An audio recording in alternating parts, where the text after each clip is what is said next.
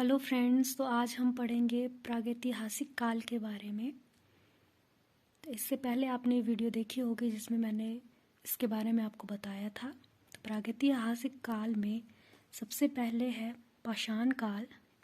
पाषाण काल को भी 3 भागों में बांटा गया था: पूर्व पाषाण काल, मध्य पाषाण काल और नव पाषाण काल। और इसके पश्चात ताम्र पाषाण काल। तो पाषाण काल की बात करें तो पाषाण काल की खोज जो है वो 1863 में रॉबर्ट ब्रुशफुट ने की थी। भारतीय पुरातत्व के पिता जिन्हें कहा जाता है सर अलेक्जेंडर कनिंघम, जिनके बारे में आपने सुना होगा। तो अलेक्जेंडर कनिंघम जो है उन्हें पुरातत्व के पिता के नाम से सम्मानित किया जाता है। इसमें बात करें तो पाषाण काल को 3 भागों में डिवाइड किया गया है, जिसमें सबसे पहले जो सबसे पुराना समय था वह उस समय को पूरा पाषाण काल के नाम से जाना जाता था। तो पूरा पाषाण काल क्या है? यह 20 लाख ईसा पूर्व तथा 12,000 ईसा पूर्व जो है इस समय को माना जाता है। तो मानव ने जो है अपना सबसे लंबा जो जीवन है इसी काल में बिताया।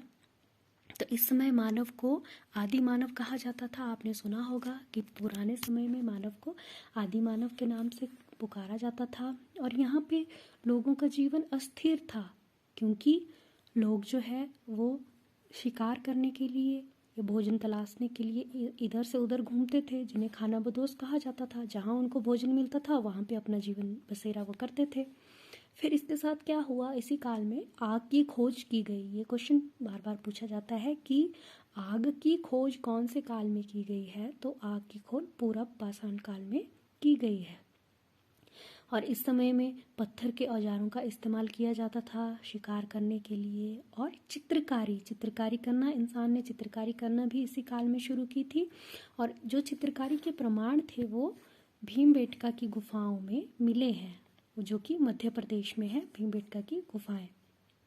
तो ये था पूर्व पाषाण काल के बारे में, जिसमें कि आग की खोज हुई और चित्रकारी शुरू की और पत्थर के औजारों का इस्तेमाल शिकार करने के लिए किया जाता था और मानव को आदि मानव कहा जाता था। तो इसके बाद बात करते हैं मध्य पाषाण काल, जिसे कि माइक्रोलिथ काल भी कहा जाता है। इस काल को माइक्रोलिथ काल इसीलिए कहा जाता है क्योंकि यहाँ पे छोटे नुकीले जो है हथियारों का उपयोग किए जाने लगा। तो इन छोटे हथियारों को जो है माइक्रोलिथ जो है हथियार बोला गया। इस काल में पशुपालन, अब पहले इंसान जो था वो खानाबदोश था, जीवन इधर से उधर रह के जीवन व्यतीत करता था। और इसके बाद बात की जाए मध्य पाषाण काल में, तो ये यहाँ पे जो है वो इंसान ने जानवर यानी पशु को पालना शुरू किया। और पशुओं में इंसान ने, हमारे पूर्वजों ने सबसे पहले क्या पाला? कुत्ता। तो कुत्ते को सर्वप्रथम पाला गया। तो ये क्वेश्चन भी पूछा जाता है कि सबसे पहले पाले जाने वाला पशु कौन है? तो वह है कुत्ता। इसके बाद बात की जाए नवपाषाण काल की, तो नवपाषाण काल में क्या था? स्थायी आवास हो गया। अब इंसान जो है वह एक जगह पे, स्थायी आवास मतलब एक जगह पे टिककर यानी घर बनाकर एक जगह पे रहने लगा, जिसमें इन्होंने कृषि करना आरंभ की। क्योंकि जब कृषि करने लगे तो एक स्थान पे ही कृषि करने लगे वे। और पहिए की खोज की।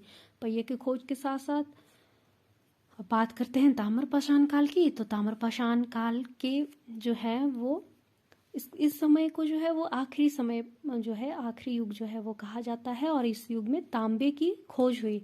तो यहाँ पे अब पत्थरों के साथ साथ तांबे का भी इस्तेमाल किया जाने लगा।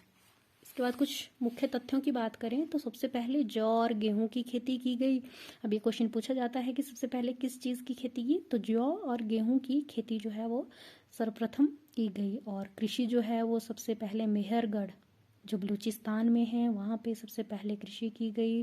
और कुत्ते के साथ जो मनुष्यों के दफनाए जाने के जो प्रमाण जो हैं वो मिलते हैं बुर्ज होम में, जो कि कहाँ है? कश्मीर में है। और गर्तावास, गड्ढे में रहता है। गर्तावास मतलब गड्ढे में रहना। तो जो मनुष्य के साथ कुत्ते भी थे वो क्या करते थे? जीवन जो है वो व्यतीत करते थे। कहाँ पे? बुर्ज होम में। सबसे पहले चावल के प्रमाण भी मिले, जो कि कोल्ड हवा में, जो कि यूपी में है, वहाँ पे मिले। और शैल चित्र प्रमाण, जैसा कि मैंने आपको पहले बताया था कि चित्र के प्रमाण मिले, वो मिले भीमटेक की गुफाओं में, जो कि मध्य प्रदेश में था। तो फ्रेंड्स, आज हमने पढ़ा प्रागैतिहासिक काल के बारे में। इसमें हमने 3 जो मुख्य काल हैं इनके बारे में पढ़ा।